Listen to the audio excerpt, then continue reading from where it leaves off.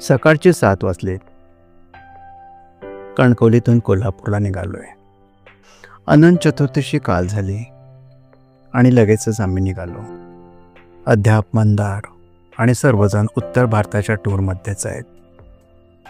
त्यांना यायला उशीर आहे, त्यामुळं घराला कुलूप लावूनच निघायला लागलं.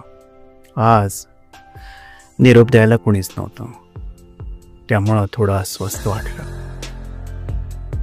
काही दिवसापूर्वी गगनबावडा घाटात दरड कोसळल्यामुळं तो रस्ता बंद आहे, त्यामुळं फोंडा घाटातून निघालोय. हा रस्ता अपेक्षेपेक्षा जास्त चांगला निघाला. त्या मनाने गगनबावडा मार्गे कोल्हापूरला जाणं हे जास्त त्रासदायक ठरलं असतं. कधी कधी काही अडचणी वरदान ठरतात. तो घाट बंद आहे म्हणून आम्ही या घाटातून आलो आणि बरं झालं असं वाटलं. राधानगरीतला हॉटेल द्वारका, इथले पदार्थ नेहमीच मस्त असतात. उपीट, कुर्मापुरी आणि बटाटेवडा भरपूर खाऊन घेतलं, कारण आता आम्ही दुपारी जेवत नाही. आता एकदम रात्री 7:30-8 वाजता जेवायचं. पूर्वी इथं आल्यानंतर इथं बटाटेवडा आणि कुर्मापुरी खायची. स्वतःबरोबर रिकामा डबा ठेवायची, त्या डब्यामध्ये कुर्मापुरी घ्यायची.